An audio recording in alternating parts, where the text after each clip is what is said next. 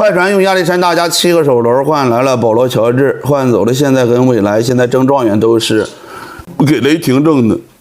快船这笔交易亏是肯定都不用寻思，就一个亚历山大他也亏死了。但是当时的快船，他不是换一个乔治呀，他是拿几个首轮加亚历山大，那时候还是一个新秀的亚历山大，换来的小卡加乔治呀。小卡何许人也？刚刚夺冠大核心呀，巅峰年纪，你开啥玩笑？他是换小卡加乔治，你这那个闭着眼换，你现在你这开前眼的马后炮，你是当时呀，他换一个小卡一个比尔，瞬间快船成为争冠级别球队，谁不换呀？要你早换，谁不换呀？没寻思，他妈坑这熊样，那不打球没寻思。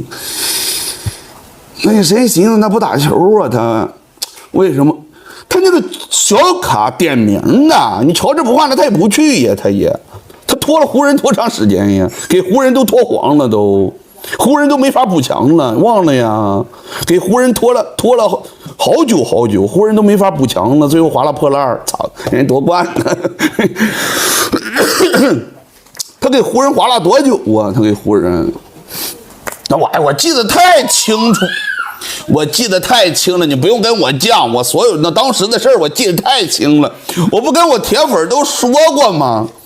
那个时候我也刚玩，我都没怎么玩抖音，都没。然后我那时候我不是火箭球迷嘛，好不容易扛过了宇宙勇。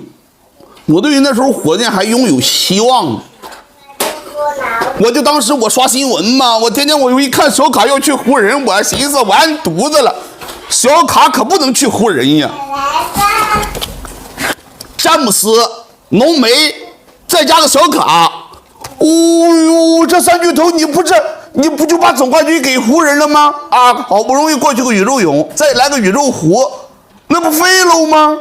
我当时我天天刷新闻呀，我说卡子呀，咱可不能去湖人呀，可不能去湖人嘛。我当时我记得很清楚嘛，对不对？哎呀，我也不跟你们藏着掖着的，确实那太强了，那都没法打了，那就去湖人就大结局了，那就，所以我当时就划了嘛，我就千万别去也，千万别去也。他给湖人坑了嘛，当时湖人就市场上好东西都被抢完了，然后。湖人没把他突然签快船，湖人叮啷邦啷就签了点0岁的，我操，人夺冠了，还是猛，詹梅那时候还是猛啊。